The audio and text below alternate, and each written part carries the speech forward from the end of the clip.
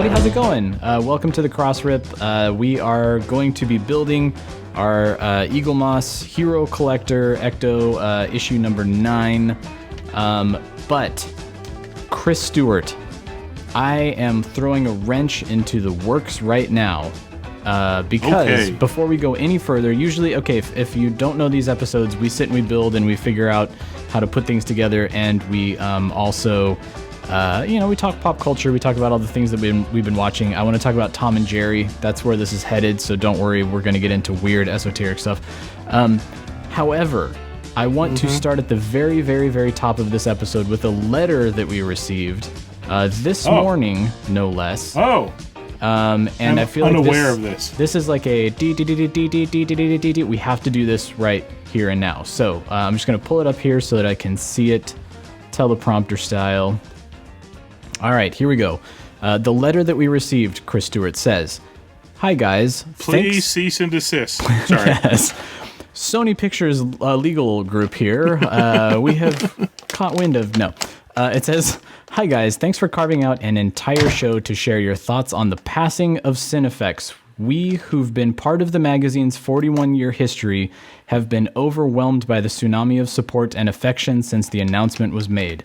You were more than generous to me in your commentary, too generous, in fact, so I would like to offer a correction for the record. Though I wish it had been, it was not I who wrote the Cinefex Ghostbusters article, but Adam Eisenberg, who also covered Ghostbusters 2 for us. Adam contributed a number of exceptionally fine articles back in our first decade before throwing away a promising career as a freelance writer to attend law school. Go figure. Adam is now an elected judge in the Seattle Municipal Court, and we remain good friends. And since we're talking Ghostbusters, I'd like to give Jody Duncan a shout out for her contribution to the Making Ghostbusters book. It was a true collaboration, though only I received credit on the cover. Jody, of course, went on to serve as Cinefex editor-in-chief for almost 30 years, and together we wrote books on the making of Terminator 2 and Jurassic Park. I got a kick out of your mid-podcast eBay search for out-of-print issues of Cinefex, during which you stumbled upon my first published book, Conversations. You are correct in your assumption that the Michael Gross who designed that book is the Michael C. Gross of Ghostbusters fame. Michael and I were good friends for more than half a century, dating back to our high school days. He added the middle initial when he entered the movie business to distinguish himself from actor Michael Gross, who was then starring in Family Ties and would later become a fan favorite in the Tremors series. Don Shay." Nice. I got that, and I had to pinch myself. We got an email, we got a letter from Don Shay in response to our last episode. How freaking cool is that? Which is nice on the surface, and in a more selfish way, saved me a lot of work trying to figure out a few things about that book I bought. So there are very few times when we're doing this podcast when we record something and you and I, it's just us, and especially last week we wanted to talk about Cinefex and it was just sort of us winging it. And then we'll do these things and we throw it out to the internet, and then I forget about everything that people will reference things on Tuesday, and because we record on Wednesdays, I won't remember them. No. And same here. So it always it tickles me, it floors me when not only do we get responses to things that we do, but for people that I don't think are listening to the podcast, when they chime in and send us letters and things like that, it's like, oh my God, Don Shay listened to that podcast? I need to go back. What did I say? I don't remember what I said. Yeah. I'm so self-conscious now. Well, I ended up putting in, it turned out to be like $140 Canadian for a bunch of back issues off of them. Yeah. Actually, weirdly, it showed up as a double charge that I said I got to check back on. I haven't checked on yet. Oh, that will happen. That happened to me too. They charge you once when you order, and then they charge you again when they ship, but the second charge goes away. It balances out? If that happens to you all out there, because I know a few of our listeners said, thanks guys, when I listened to your episode, I went shopping for back issues too. So I think we are responsible for at least $200 or $300 worth of sales right now. Well, no. Maybe that's why Don Shay wrote to us, because he's like, thanks guys. Well, you and I are responsible for 200 or 300. On our own. Who knows how yeah. on our own? Who knows how many else we got? And I found a copy of It's Winging Its Way too. I ended up splurging, and the issue with 5 with Outland is coming. You did, and you were watching Outland right after we recorded last week because you were purchasing stuff when we finished recording, and then complete happenstance. Where did I see it? Was it Yes Have Some's group or something like that? Somebody pointed out the first miner to have a drug freak out at the beginning of that movie is John Ratzenberger. No. Really? I had no idea. I've seen that movie a million times. My brain never twigged it. Oh my god! I mean, the cameos of Ratzenberger. Of course, he's in Empire Strikes Back and a few others. But it's like that guy was a working man's worker. Wow, very much so. This is pre-Cheers guy too. So this is just work-a-day day player. Good for you, John. But, yeah. Well, I don't know. It was very nice of him to write us, and here's hoping against hope. Maybe the interest continues, and I don't know. I will say, Hail Marys. Hail Marys. That's all I'm saying. I think it was Dustin Milne, or I'm sorry, because a lot of people actually wrote to us after the Cinefex episode, and I think it was you, Dustin. They write to you. Nobody writes to me. Everybody writes to you. Michael Tanaka deigns to include me in his emails to you. Michael Tanaka likes to correct me. I think he gets a kick out of it. But no, I think it was Dustin Milne who said he didn't know that Cinefex existed until our episode, and then went shopping for back issues and stuff like that. Yeah, I knew that guy was a poser. Yeah. Holy cow! So there you go. I am holding this up because I want to just do this because this is the final issue of Cinefex. Yeah. It is on newsstands now. It is sold out online, so you won't be able to get it through the Cinefex website, but check your local bookshops because they should have gotten their copies. The news came out the day we recorded, and basically by the time you and I stopped recording and went to bed, I think they were all sold out. They were gone. I know earlier we looked at it while we were recording, and there were some there. And I went back going, I should grab the final one. This is not how I will be grabbing the final one. No, can't do it. Luckily I've been a subscriber, and it just happened to come through. But so thank you, Don Shay. Thank you, Cinefex. Thank you. My goodness, that was a treat, and I had to start the episode. Without any further delay, we are going to get into issue 9. I think we're going to be doing steps 27, 28, and 29, maybe. I think we're going to get through 28 and 29. Yeah, I don't want to push this. This is a firewall. Yeah. I know what this is. Keeps the viruses out. I read Hot Rod. I know what car parts are. I'm cool. All the geeks, motorheads, dweebs.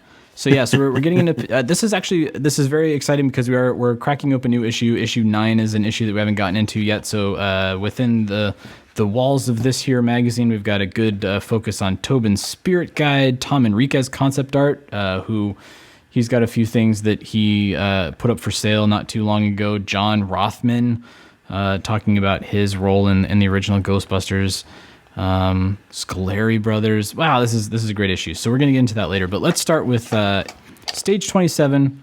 We're going to be working on the engine bulkhead. This is going to be the blower unit, not the slime blower unit. And then it looks like we're going to get into the exhaust pipes, which I think we're going to be able to do. So 27. In this stage, you will receive the engine bulkhead as well as parts for the windshield wiper system and power brakes. Because every good Ecto needs windshield wipers to deal with those. It remains entirely insane how much detail this thing has. The windshield wiper system. The windshield wiper reservoir. As much fun as I'm having, did I have to assemble the windshield wiper system? I don't quite understand. It is the tiny details that our Hero Collector friends put into this magazine and this kit. So our thanks as always to our good friends. Go to Hero Collector on your social medias.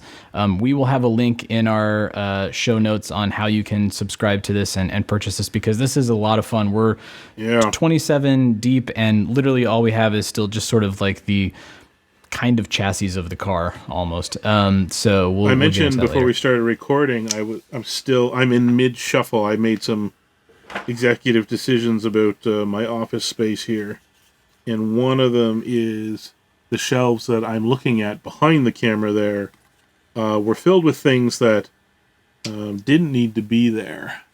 Yes. And so I'm clearing them out. Like, they had board games on them, and I'm like, A, that's a really terrible place to try to get board games down from. And B, by emptying it out, that's 2 shelves worth of board games that now I can, once I clear it all out, perfect spot for this oversized. It cannot sit with the Ecto collection, but it can sit in a pride of place there. It's probably be enough room for both the car and the Spengler thrower, actually. So it's going to work out nicely, I think. I feel like that's kind of what I've been going with lately, is just the minimalist. Because let's face it, I can't compete. You've got a kid, I've got a kid. We can't compete with our Jasons, our Yes Have Somes, who have these amazing, meticulously curated displays, because you get little tiny mogwai hands that love to just sort everything and make things disappear and break things, and you can't really do that. Slightly younger young man here around the house managed to somehow get his hands on. I had 3. They were tiny packages, but they were like the handheld bubblegum dispensers. I remember that happened like the day before we recorded an episode, so I remember that very vividly. You told me about that. Yeah, man, they're all gone now. I mean, I'm not too broken up about it. It does kind of suck, but yeah. What I like it, I look at Nordic minimalism. I cannot have a house with Nordic minimalism. That's way too minimal. Yeah, that's too much. But it has a certain organizational appeal to it. But what I'm aiming for is what I like to call nerdic minimalism. I like that. We should trademark that. Absolutely. I don't need to turn my basement into a warehouse, so to speak. I need to turn it into a den with some key things on display. So nerdic minimalism. Nerdic minimalism. Yeah, I think there's also such a thing as forced nerdic minimalism, right? Like, you just have to yeah. You have to scale down for one reason or the other. There's lots of different reasons. Robert Rodriguez sold his comic collection to make a movie, so Well, that's obviously a good reason.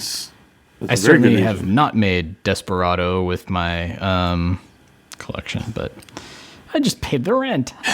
How did you learn our language? I listen. That's not Rodriguez's movie, but no. I just realized for giving Mr. Ryan Dole chat room crap as part of his Yes Have Some toy anxiety. I saw that. That was some serious shade on toy anxiety. The Yes Have Some Tuesday night show, right? It's Tuesday nights. What day is it? You were throwing our good friend Ryan Dole some shade because he didn't have enough light on his, to the point where I was even self-conscious. Because he never calls anymore. I have to get his attention somehow. Look at somehow. this even lighting. Like, my skin looks younger, and I felt bad because, I saw you throwing shade, and I was like, I don't want Chris to talk shit about me on our own podcast, so I better up my game this here. This is fun. Camera 1, camera 2. Camera 1, camera 2. Okay. I'm having an issue here. What's that?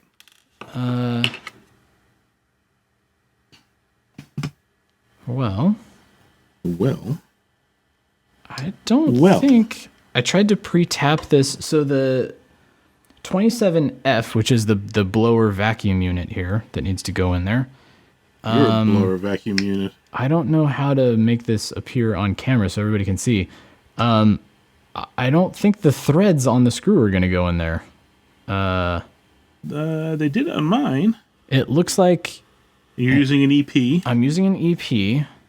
Yeah. And it didn't go in the first time, so I then pulled the piece out and tried to pre-tap it just to take a look, and the threads aren't catching on it. It doesn't go at all? Really? Yeah, it's very strange. That is very strange. Maybe try a different EP in case there's something weird. Maybe there's something weird with the screw. Yeah. I mean, it doesn't tighten down. Not to the very end, no. Yeah. And when you try to put it into the piece, it actually... Oh, shoot. Actually, as I touch it, it now falls apart on me. Yeah. Maybe I'm experiencing the same thing. I just didn't... Yeah, I thought I had it on there, and then as soon as I turned it upside down, it cranked off. Interesting. So, yeah, Light. Aziz Light. Aziz Light.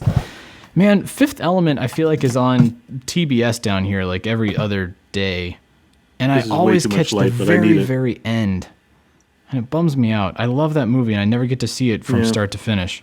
And I own it. I could just as easily put the Blu-ray disc in, but... Yeah, exactly, right? I've been realizing lately that there's a lot of movies that people don't really make the list properly. I think you need to make your favorites list based on stuff that you've happily watched a million times.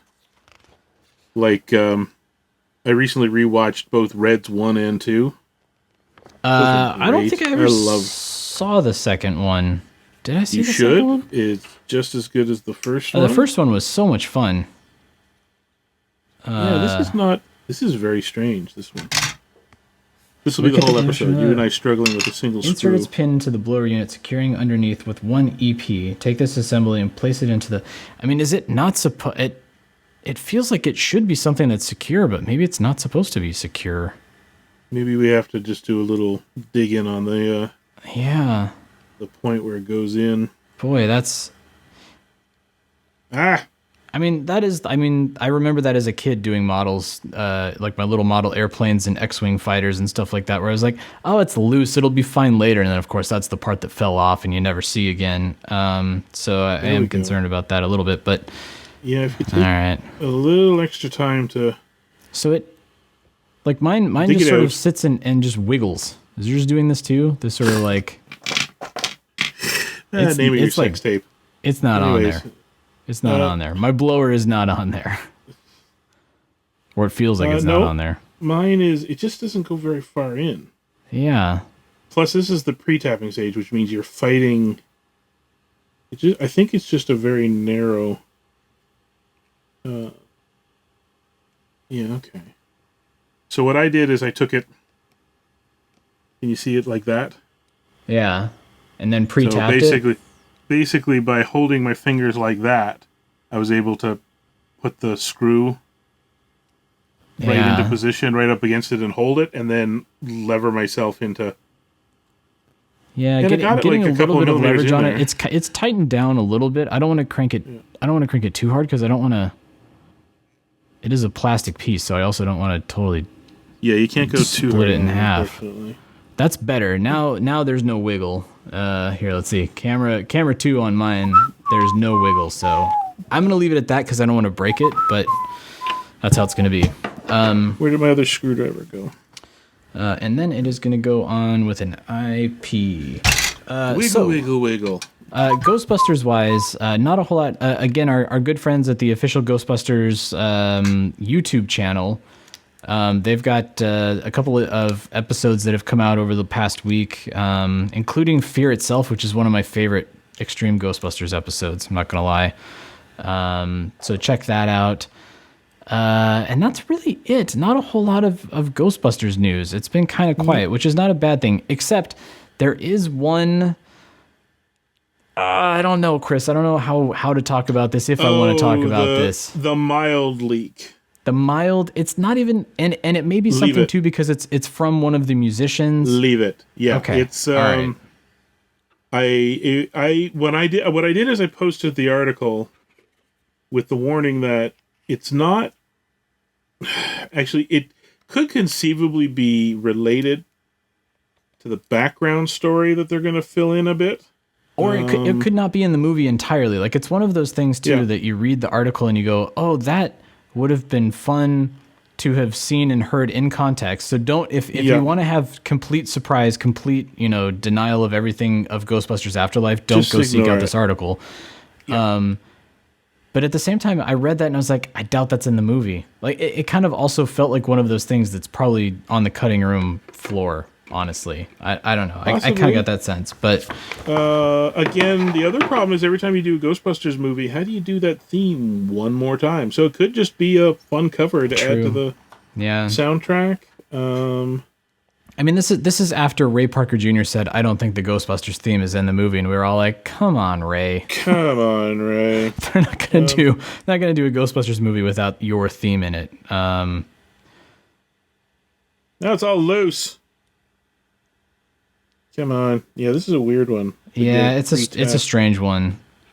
It's also not helped by the fact that, like most of these screws, it's a little awkward to try to hold them in place and.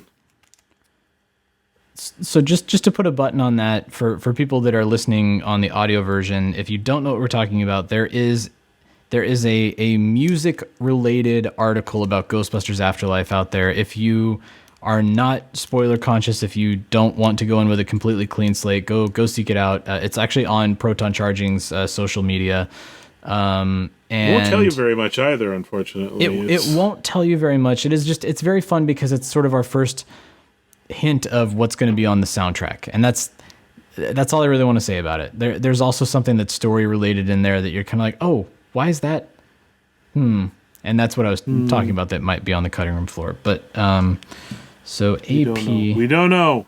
We just don't know. Jason Reitman was very complimentary toward podcasts. Definitely not ours. I don't think Jason Reitman listens to the Crossrip. But. He put a tweet out there earlier this week, or even at the end of last week, I guess it was, where he was saying that he was very thankful for podcasts and podcasters for creating content during the stay at home and keeping everybody entertained. First of all, thank you, because holy crap, it's hard.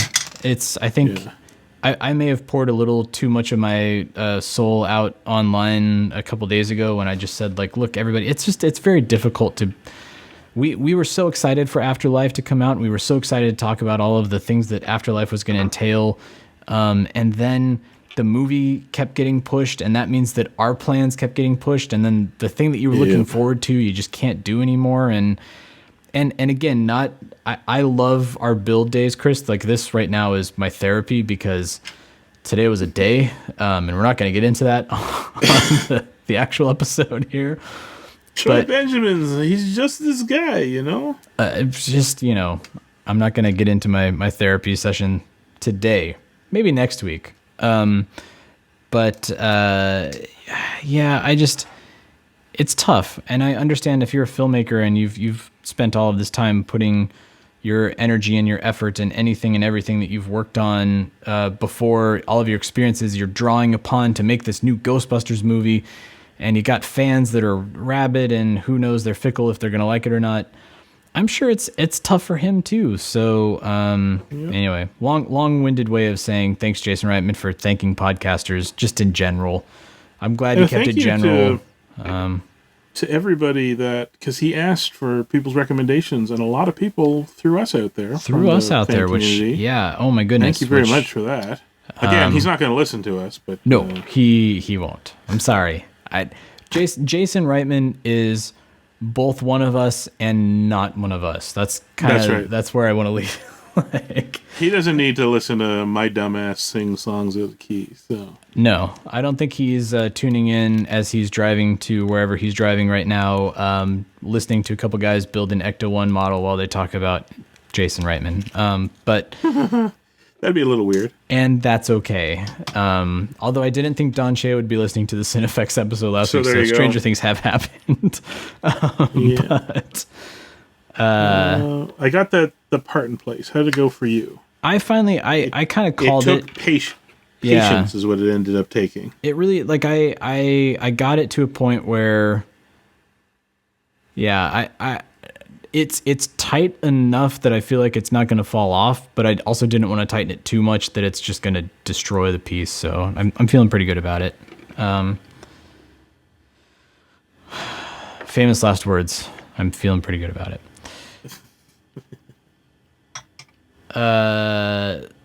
And then I think that's pretty much everything on the Ghostbusters front. So that's about it. Thanks everybody, Ghostbusters wise, or if you're not building and you've just tuned in and you're going to be skipping over the next few parts, but now let's get to the bit where you acknowledge that I've been telling you for how long to watch Ted Lasso, and he went out and won himself an award. Golden Globes, a lot of good Golden Globes out there. Mr. Ted Lasso, boy, they won 2, I want to say. He got Best Comedy Performer. And I don't know what else. I didn't watch the whole thing, to be honest. Not a lot of people did. I don't watch a lot of award shows, yeah. Just in general, so I lost most of it. Yeah, I mean, a lot of the usual suspects. Mandalorian won for sound. What's her name? The lead in Queen's Gambit won Best Actress. The Golden Globes are sort of the precursor to the bigger award shows like the Oscars, and they're all voted upon by the Hollywood Foreign Press, which is, what is it, like 12 people, 14 people? So it's all kind of a very small demographic that's voting on these things too. But yeah, I'm excited to watch Ted Lasso. We finally, we're finally getting to that point where I think that's what's next. To be honest, I think we've caught up on all the stuff that everybody was watching last September, October, and now we're going to be getting into that. You say caught up, but you did take a detour into Columbo land. We are still doing Columbo. That's true. We're almost done with Columbo, by the way.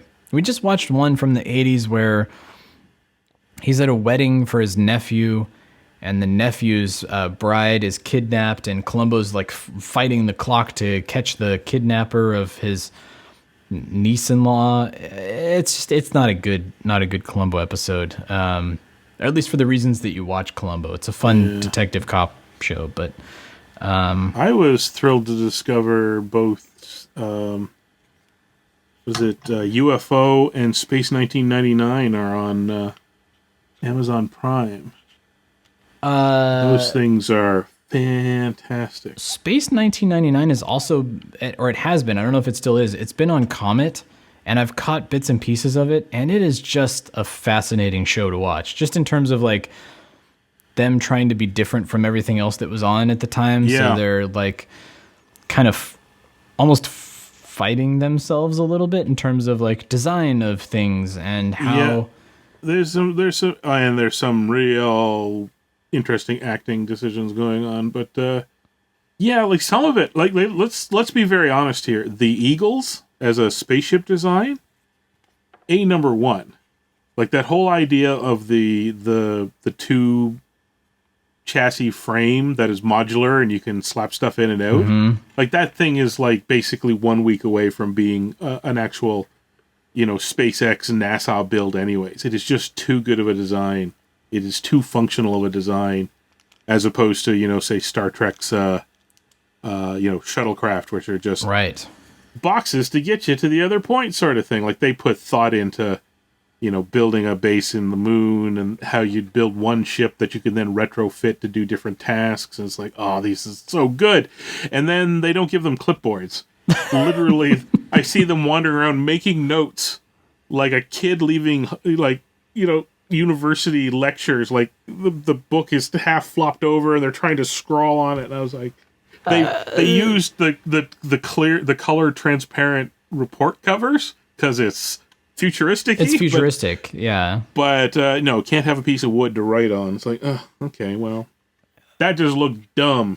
And don't they also have, what are their like walkie-talkie communication devices or something? They're key locks. So you talk into it, you use it to open and close doors, and it's got a little TV in it. That was the other thing too. They completely missed the boat on the in the future, every wall will have a giant screen on it. As it's just completely Star Trek was that way too. Like Captain Pike had that giant TV like right in the middle of his quarters, if I remember correctly. That was just sort of like, what the hell is this? In Star Trek, it literally came down to, we can put a real big one on the bridge, and that's about it. Yeah. But guessing that. Those types of shows are just fascinating, just to see what they thought 1999 was going to look like, and of course, what 1999 actually looked like. It's also hilarious, the whole premise of our nuclear stockpile blew up and turned into a rocket and pushed the moon away from the Earth. And then they basically went with, and now we're going to visit other planets and galaxies. And I was like, you are not going fast enough for that. I'm telling you that right now. No. But, you could you could fake a few things, I guess, back in the day. I did see that we're opening our first lunar hotel. Did you see that? That they're planning on by 2027, I think it was, that there's going to be the first hotel in space. To which everybody said, okay, why? Yeah. Well, I don't know who's doing that. It's not Musk, is it? I don't recall. I don't think so. I don't think so. He's never talked about it. I think it's some people going, the technology's there, let's try and make some money off it, where he's got the long game going on. So I'm working on the windshield washer. Where are you at right now? What step are you on? 3. Figure I'm A almost of 3. there. Oh, okay. I'm just affixing figure B of step 2.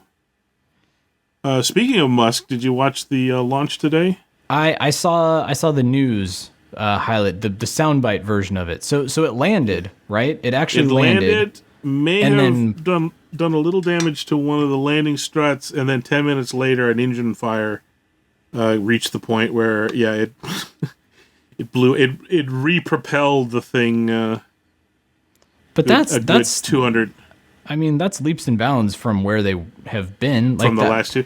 Yeah. The whole thing, every time they do it, it's leaps and bounds. And every time they do it, you notice they tend to try different things. So it seems like they're like, if it lands, it lands, but let's get a lot of different situational data out of it every single time. They're not far. They landed this thing. Like, that thing is 2 times the size of a grain elevator. And they landed it. Now, yes, ultimately there was a problem, but they were well ahead of where they were, say, the last 2 problems, which was just complete and utter implosion. Explosion, yeah. As my buddy put it, there's a reason why nobody runs out quickly to get their picture taken with it after it lands. Yeah, you wait a little bit. Yeah. Okay, how does this... Yeah, it takes a little bit of orientation. You're working on the power brake, the reservoir for the power brake fluid? Right, yeah, that's what I gotta do. Yeah, reservoir. So it's like, you kind of have to... that piece. And then more tubes, because, fun. Tubes. We watched the Tom and Jerry movie on HBO Max the other night. I do not have HBO Max, so I have not seen it yet. The joke on Last Week Tonight with John Oliver was HBO Max, who's doing a new movie every week, and this movie, or the movie this week is Tom and Jerry, and I won't say the expletive that happens immediately after that. And it was okay. Like, my 3-year-old was totally into it. Yeah, the 8-year-old's looking forward to it as well. So, but Jerry, and I don't know, I need to go back and watch some old Tom and Jerry cartoons, but Jerry is just a little shit. Like, he is just... Oh, yeah. He is... That is consistent. Yeah. You're supposed to root for him, but at the same time, like, he's not making things easy for anybody in any of the situation that is happening. The good guy. I don't know why people back in the 40s, 50s, and 60s thought, Tom was the one to, like, Jerry was the hero, but I don't know why they thought he was. Poor Tom. Yeah, Tom, you actually feel bad for Tom, the way that this the thing was Sylvester and Tweety. Sylvester was the shit. He was trying to eat the goddamn bird, so... that makes sense. Yeah, and that makes sense that he Tweety loses Bird was out, always 10 steps ahead of him, and it all. But, like, I don't remember Tom and Jerry. I don't remember Jerry basically not being likable. Well, Tom's whole thing is Jerry's not supposed to be there. No mice in the house, which makes complete sense. As opposed to Tweety and Sylvester, who were supposed to cohabitate, and Sylvester didn't want to do it, right? Sylvester wanted to eat him. That's just how it went. So don't do that. That's bad. I was not a Tom and Jerry fan. I don't. And then I find out later people are like, "Oh, I was a Tom and Jerry fan." I'm like, okay, weird. All right, that's strange. You do you. I swear I'm listening. I'm just, because we're into the hoses phase, and 27I is different than 12L. As usual, we got to be. I wanted to make sure that I was doing it right before I totally screwed everything up here. And then I also don't know where this connects to. It's underneath the engine block here somewhere. But I don't know where. Started catching up on the final season of Elementary. So who was it? Somebody reached out to us after you talked about Elementary. Oh, it was John Yerkeva, who thanked you for reminding him that he was behind on Elementary and needed to catch up on it. Catch up on it. Yeah. It's a good show. If you're a traditionalist like Holmesian, I don't know what people will make of it, but I do like that it's very much a unique take on the whole Holmes persona, and it felt like they were at the end of 6. They didn't think they were coming back, and maybe in short order too, because they did some real wrap up, which was nice. Some of it was a nice touch, and some of it was like, oh, this is a little rushed. And then they gave it its half 7th, and I think they're going to put everything back in order, and I'm very happy with that. Well, that's good. It's on CBS down here, I want to say. I'm watching it on Prime up here. The whole seasons. All the seasons, so I don't have to... Oh, gosh. Hosed. I apologize there. I'm about to blow out my camera too here because I need some more. I need Aziz light. I can't see. Where is that hose supposed to go? There's hoses everywhere. Take off, hoser. Hey, have we talked about where did the SCTV documentary go? Yeah, we mention it every once in a while. One. And Martin Scorsese refuses to respond, so I don't know what we're going to do about that. Somebody, and I don't know, this is all just speculation and me trying to make small talk here, but somebody out there on internet world said that Scorsese stepped away from it and somebody else was trying to finish it. Had you heard anything about that? No. It's crazy because it premiered. It premiered in Toronto, I want to say. I don't remember where it had a premiere, and because we even talked about Rick Moranis kind of skirting the photo session that happened on the stop and repeat. Man,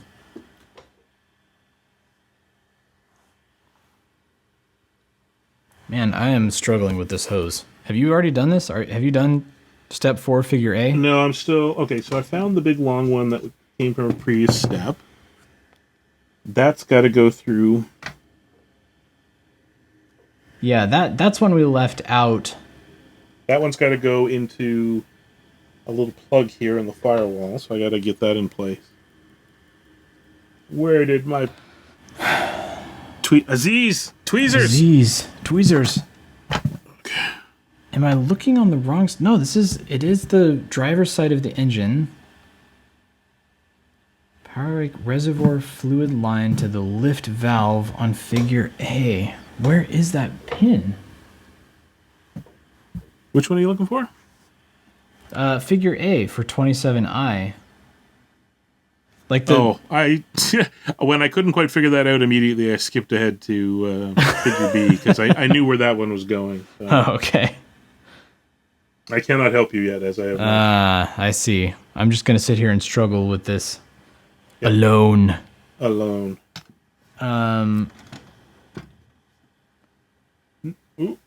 don't pull too hard. Nope. No. Yeah, don't do that. Son of a bee sting.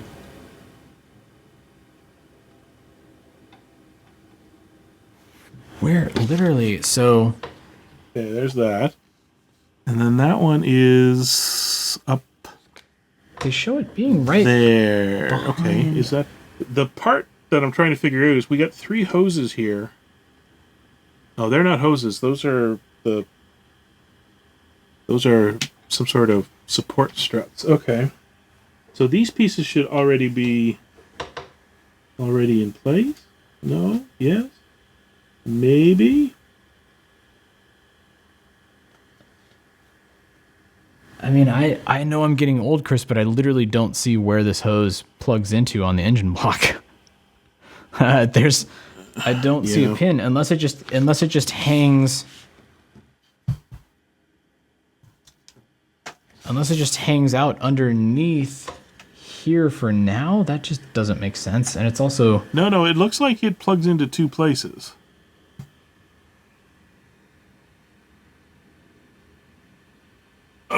Some dynamic camera work as I rotate this giant thing.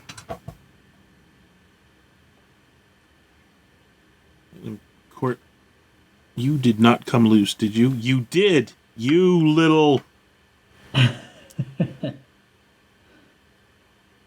Well, this is great. They're telling us how you're supposed to, like, hook this thing up as if you're not going to be moving the firewall around and inevitably unplug that one, which you're going to have to then But you're going to have to do that. Yeah.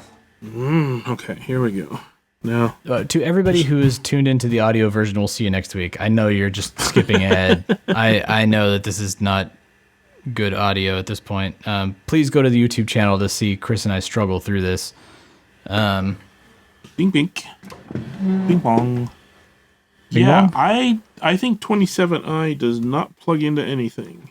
I don't know where it goes. I don't know where it's supposed to go unless it eventually they're going to tell us to plug it in. There it is. Is that it? Nope. Yep. Nope. Hang on. Be nice if it just hooked up to 27H, but there's no, as I keep hitting my mic with my head as I'm trying to like get some leverage in this, but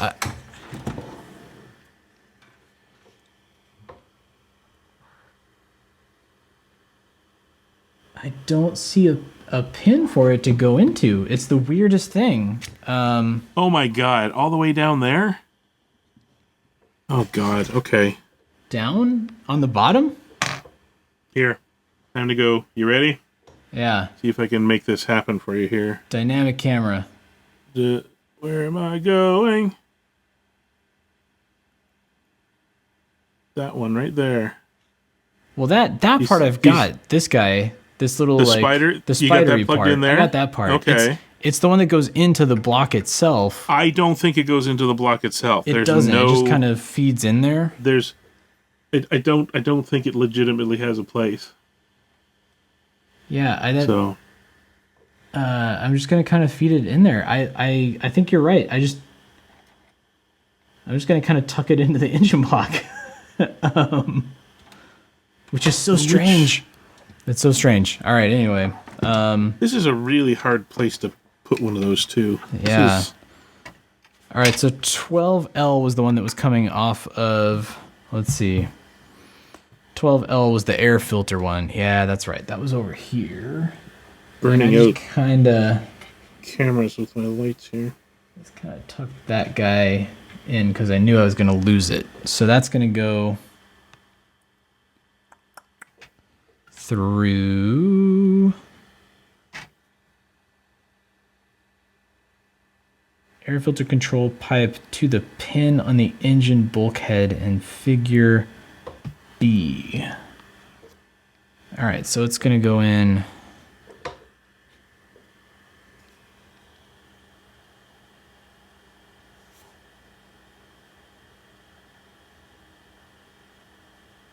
Wow. What?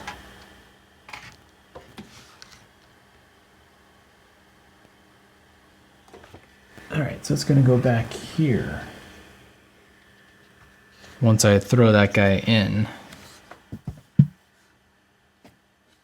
Got it. All right. Okay. Hey, audio. Supposed to be talking. Can't think. Can't chew bubblegum. Sorry, it just occurred to me too that I've made absolutely no noises in 5 minutes. Yeah, this is tricky. I'm not gonna lie. This has been. I thought this was very simple, and it's been a little deceptively simple. So I'm gonna throw this bulkhead in and feed the hose through, because I think what's confusing here is in the instructions. In figure B, they're having you feed the hose through the bulkhead, which you haven't put into place yet until they're showing it here in figure D. Like there was not a step there where they showed us throwing this into the actual, larger part of the car. It doesn't go through it. It just plugs into a little spot on. Yeah, on this little this little lip, this little like shoulder here. Let me just move my Hugger Reitman mug. Available now, ghostbustershq.net/shop. I'm going to move that mug out of the way. There, right there. It doesn't go through. It just plugs right into it, right? It just plugs right in, yeah. Yeah. Which I should have done before I slid this into place, but kind of goes right into this little guy. That little guy. I wouldn't worry about that little guy. But there's like 27...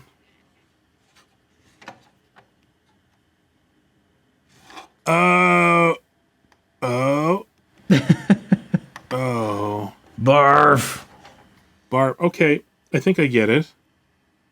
So figure A, you plug into 13C's position, and 27I is at loose ends, right? And we're trying to figure out what the hell to do with it. Right. You go to figure C, it says 27I into 27H. So that loose end plugs in to that one piece into this reservoir firewall. That's right here? Yeah. Yep, right. That is right there. Okay. Got it? Got it. That makes a certain amount of sense now. After all this time spent struggling, if we just would have read ahead 2 steps. Well, we got there in the end. Yeah. So to speak. So now I got a couple of loose hoses around here that I don't know. Good thing these things aren't intended to drive. I was going to say, the good news is brake fluid will not be flowing through any of these hoses, so... Eaglemoss sends us a couple of hamsters in jumpsuits, and they're supposed to drive it before we get some sort of certificate at the end. I have to say, I'm really, I appreciate the level of detail on all of the engine components here and working on all this, but man, I am so excited to get to, the cargo area where we're going to start putting the, oscilloscopes and all of the, the stuff that's on the roof rack, all of those components. That's what I'm really looking forward to. Man, we're spending a lot of time on engine brake fluid. Yeah. It's tough. Okay. It's really tough. Okay. And it's not Eaglemoss's fault. It's just how complicated and awesome their model is. But have they done other cars, or is it usually they're doing a DeLorean? Pop culture stuff. I think I'm trying to remember. The DeLorean is the other car that I can think of off the top of my head. But everything else is the Star Trek. They've got a great Enterprise D model that is another subscription kit that has fiber optic lights and a separatable saucer section. And well, unless they got 18 steps of plasma conduits, I don't know that I was gonna say I don't know how that one ends up being. See, my thinking was if they did if they did kits for gearheads, it would make a lot of sense then that this one was supposed to straddle 2 markets. And you and I are not part of the first one, so to speak. They do and they don't. Yeah, I mean, Eagle, that Come on. Come on. You can just yell at it to get things done, right? Yes. That works? Oh, come on. You. All right, there we go. There we go. 10 years later. Cheers to that. I guarantee Don Shay's not listening to this past this point. To everybody who is, we love you. All right. Sorry, that is... What's the opposite of ASMR? Because I just invented it. BSMR. BSMR. Was I complaining last time about... No, because I don't think Muppets Tonight was out, was it? The Muppet Show? The Muppet Show? On Disney Plus? We talked about it, that it was coming out, but I don't think we actually discussed... we watched the Mark Hamill episode, and... Well, so they've been very careful to point out that being a 40-year-old show, it's got some anachronisms in it, cultural anachronisms that are not consistent with core Disney values. And they put the disclaimer up front, a la Song of the South, where they're like, we leave we leave these in, so rather than hide from them, but to allow for discussion. And I'm like, yeah, you don't want. Should maybe tell us what bits of the episode you think require discussion, because we're guessing at this point. I mean, there are things that you're like, oh, that didn't date well. That seems a little insensitive. Some of it's a little obvious, and then others of it, but legitimately, it's just like two of them. I thought I knew what it was, but they never say there's one thing or there's three things. So the two I looked at both had the jug band in it, and last I checked, the jug band is not. That whole Appalachian hillbilly thing is kind of off the table these days as well. Yeah. And they never said. But then my solution was, I think Sam the Eagle. They need to add clips at the beginning of each episode where Sam the Eagle's, "Good evening," and then tells you they called Miss Piggy fat and made fun of her weight. So that's not good. Yeah. Stuff like that. I mean, I do appreciate them not withholding the content. I mean, it is kind of like with the Dr. Seuss thing where they're not going to publish books anymore. It's like, I get that. Maybe you should just publish an insert that you're not, it's sort of like the old racist cartoons where it was like, we have to embrace, like, this is something that happened and we need to learn from it. Yeah. Agreed. But at the same time, there was one at the top of The Matrix the other day, and I sent a text to a friend, and I'm like, I don't remember. I haven't watched The Matrix in several years, but what's insensitive in The Matrix that I'm not aware of? Like, I need some context. I need to know. Yeah. So that I'm aware of it. Yeah, it's true. Yeah. Especially in the Muppet Show, like, I don't know. We just need a little extra. There are those examples, like Peter Pan, the Aristocats, like the ones where you're like, okay, I know what's in there. Say no more. Yeah, well, Song of the South. We know what the problem is, but like in the Muppet Show, especially since it's so bloody innocuous most of the time, you're kind of guessing. Like the Steve Martin episode legitimately left me wondering. Was it because at one point Gonzo went out of his way to make sure everybody understood that his new dance partner wasn't a guy because that would be weird? Or was it Steve Martin asking the audience to sing along in fake Chinese? Like, Well, there you go. You answered your own question. That's not right. It's not, but this is just the stuff that we're aware of. Like I said, the hillbilly thing, they might have been including that too. I don't know, because it's not on my radar clearly whether it's something that should be paid attention to or not. You know what I mean? Like, yeah, so it's. I'll have to go through the rest before I come to a firm commitment on how I feel about these things. We need the context in order to learn, and maybe if you go to the website or whatever they've prompted you to do, maybe that helps you. But maybe that's true. I haven't done that. So. Yeah, I agree. It's tough. The one thing I have heard about the Muppet Show is that they've cut some musical numbers out of it. And really? I mean, that I guess makes sense if you couldn't get the rights to whatever the music happened to be. Yeah. Which is very strange, because what I noticed in looking through stuff, these are, by and large, the UK episodes, meaning there's an extra act in it. Sort of like Bob and Doug had to be added to adjust for the difference between Canadian and American runtimes on television. The Muppet Show, well, British television, they don't have ads the same way. Yeah, exactly. So they filled it, which is great. So the one episode that has, I think it's Steve Martin's, where they do The Devil Went Down to Georgia, which is, a Muppet classic. The devil comes back. They have him in heaven wooing some angels, and that was the extra episode that they threw. The extra that's pretty good. Threw in. That's pretty good. It was pretty right. So, and again, you can tell that was them going. How much work do we want to put in? Well, as little as possible. Well, we have this great, devil puppet. What can we do with it? Sort of thing.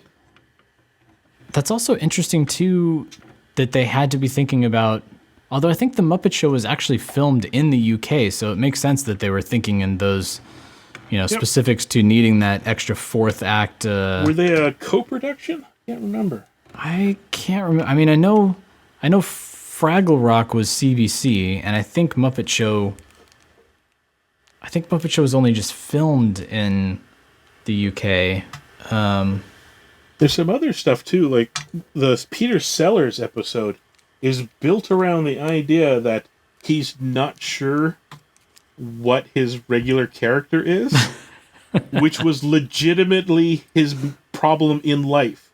He didn't know who he was when he wasn't doing characters, and it led to a very unhappy man. And it's kind of like, in retrospect, watching the episode going, eee. Well, that one, we watched the Mark Hamill one, and it ends with the Muppets and the Star Wars characters all singing When You Wish Upon a Star.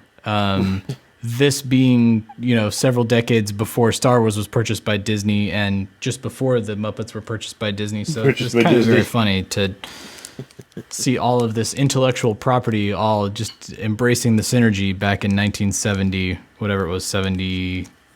Oh, no, I guess it would have been in the 80s. This would have been... It was the 80s. It was Empire Strikes Back, so it would have been 80, yeah.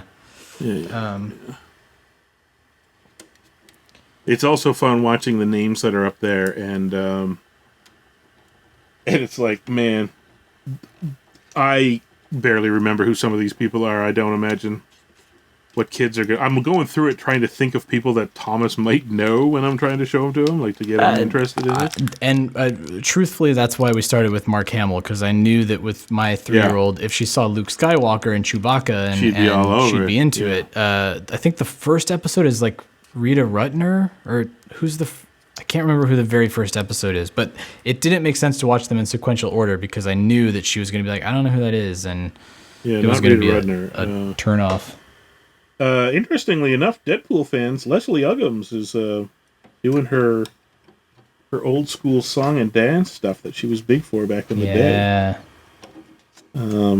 Which is kind of funny given that most people now think of only her as the his roommate. People either only know her as Blind Owl in Deadpool, or was it Kizzy? Who did she play in Roots? I think it was Kizzy that she played in Roots. Of course, like a huge song and dance person. Great episode. Fantastic episode.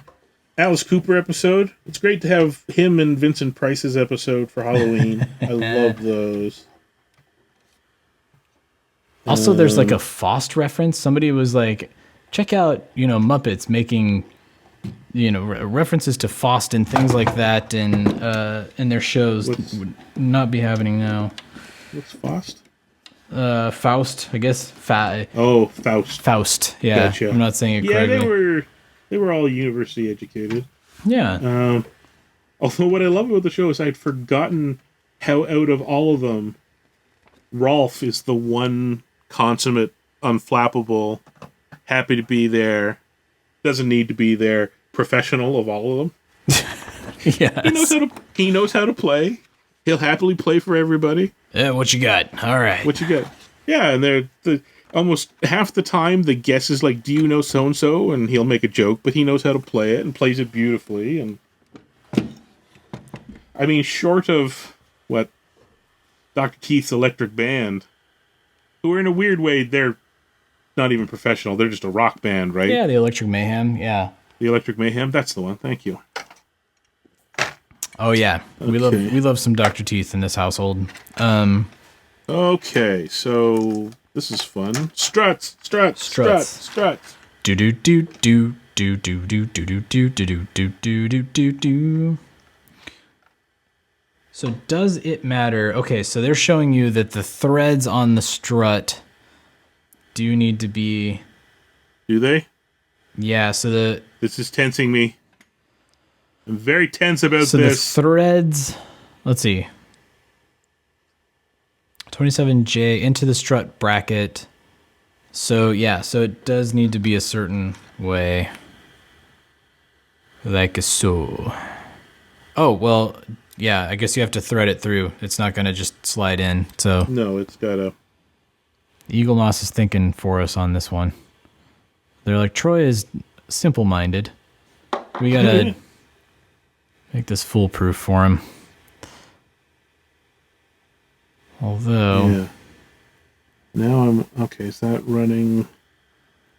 Locating one of the bulkhead support, then take one of the bulkhead support struts and screw the strut into the bracket, repeating the process with the remaining strut and bracket. Okay, so they want you to do it that way. I'm going to do it this way. Pliers right now. Because I stink and I cheat. Where's my... Forceps. Forceps. Doctor? I need a grip. Doctor? Doctor. Do you concur? Doctor. Concur with what, sir? Let's see. All right, there that goes. And they're showing you kind of keeping it like midway, it looks like. Yeah. It just kind of sits like this. Sure. There we go. All right. All I know is that of the two arms, one did go in easier than the other. Okay. And then the C-clamp kind of goes in toward the center. I don't know about you guys. Did you guys get stars added to your Disney down there? No. So that's like an international thing. Okay. Yeah. So in the U.S., they want you to have Hulu, which you know is the. I think what carries all of the same content that you would be getting on Star on your Disney Plus, like your Fox, your Die Hards, your Touchstone movies. Yeah, it's hilarious that they make you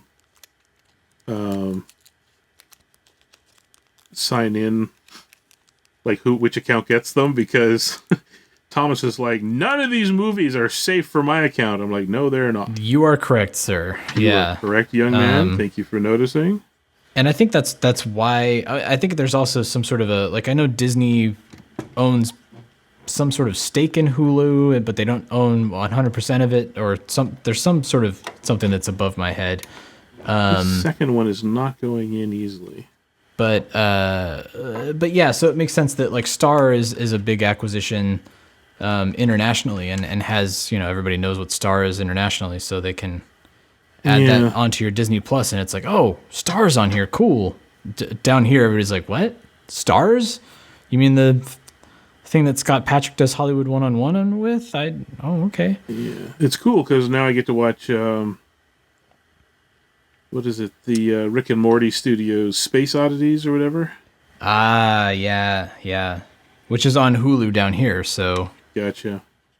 I'm hoping then that means that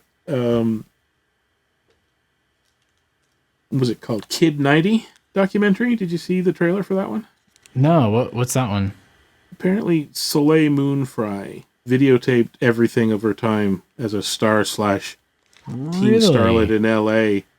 So she's got all this video of her and her friends who were all the other 12 kids who were acting at the time. Punky Brewster rolled deep. And yeah. So it's a whole thing about, it did not do us well. Like, it was not good for children. Yeah. And they deal with things like, what's his name? Brandon from Sequest, right? Who killed Jonathan himself. Brandis. Yeah. Jonathan Brandis, who killed himself. I think they mentioned, like, they made some passing reference to Emmanuel Lewis. This is not going in. Do I need to use the other one to thread it, or...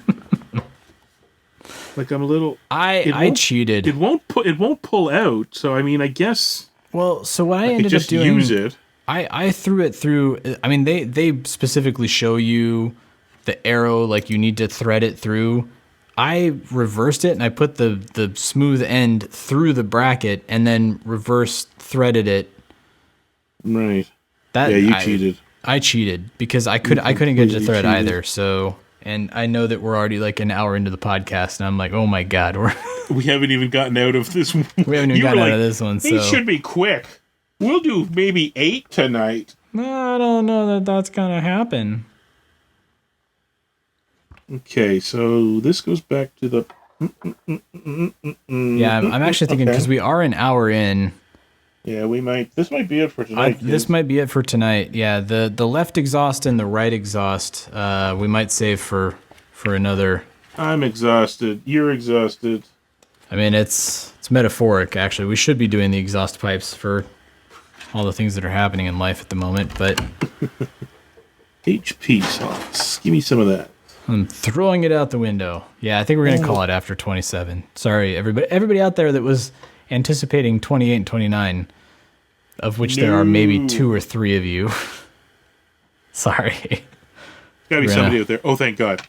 Yeah.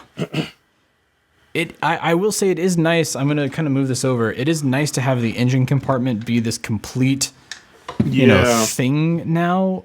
Where I feel like when we do flip this over to do the exhaust pipes, like I don't feel like I'm gonna break the engine block anymore. It's got a nice little support to it, which I know is not the actual design of the car. They don't ever intend for you to flip the car upside down, obviously, but for us and for all intents and purposes of what we're doing in model building, it's going to be pretty nice to be able to just like, okay, here we go, flip, throw that on its side. But all right, so I'm going to move this off to the side. There we go, stage 27. Did we mention that the call it Clone High was coming back? Did we ever talk about that? We did. We talked about that in our last build episode 2 weeks ago. Oh, okay. Yeah. 2 weeks ago. Everybody got excited, and then, as usual, we're now having to wait to find out more. But. Having to wait to hear. We still don't know if the original Clone High will be on the service either. It's also, it's a weird one because knowing that Viacom, CBS, Paramount have Paramount Plus, which is launching this week. Right. And Clone High being, if I remember correctly, MTV, but CBC, and maybe was it Warner Brothers? Maybe it was Warner Brothers, and that's how it's wound up on HBO Max. But I'm very curious to see where the original Clone High episodes end up, if they end up anywhere, because I know it's always been such a sticky situation in terms of rights too. So, holy cow, that was a bit more than I thought it was going to be. Yeah, I looked at that when we were prepping for this episode, Chris. I'm like, we're going to make it through 3 stages. 27 doesn't look like anything, but it was tough. 27 was a tough one. So 28 will be. 28 and 29, we'll cruise through it. You and I got to remember to get ourselves some wood blocks there for next week. Correct. We got to do that whole flipperoonie thing. It's going to be sitting on this. I think I've measured it out correctly. I don't know. We'll see if it works. But so everybody out there that has continued to listen to these episodes or build along with us, or if you are working on your model and you just happen to tune in and you're having troubles with the same things and you just skip ahead to certain parts, hopefully this was of some help to you. But yeah. Or maybe you're doing marginally better than us and just want to feel superior to somebody. That please works too. Give us the old Nelson. That's fine. I'll take it. But what do you got in terms of final thoughts this week, Chris? Oh, God. I didn't even think about that. Nothing? Really? Nothing. Whole lot of nothing. I got a couple of thoughts about our 300, but I don't want to bring them up on... and you and I will talk about it here after. That's my final thought. I was going to say, the 300th... Go to commercial. Yeah, cut to commercial. It has turned into quite the production. And again, our thanks to everybody who we got a couple emails and a couple of direct messages of people who are like, I want to participate. I want to be in this. Which is awesome. I just don't know how to do it. So yeah, we'll figure it out. We're working That's probably on that. what I want to talk to you about, but I'm not sharing it with. I'm not sharing it with the rest of you. Spoilers. Troy only. This is a long episode anyway. So so stay tuned for the 300th episode. Next week we're gonna, I think, do our Deek Peaks. I don't want to reveal which episode it is, but stay tuned. We're gonna do a little bit of commentary on a very fun episode of an animated series. That'll be really awesome, and getting some interviews lined up for you guys to be listening to as well. So hopefully you enjoyed this build episode. I think we're gonna have to do a lot more because we only made it through 1 stage today. We'll do another one again relatively soon. Very soon. We got to start cranking through. But until next week, everybody, see you all on the other side. Thanks, Don Shay. If you listen to this, I'm sorry. We'll come up with something better for next week for you. I swear.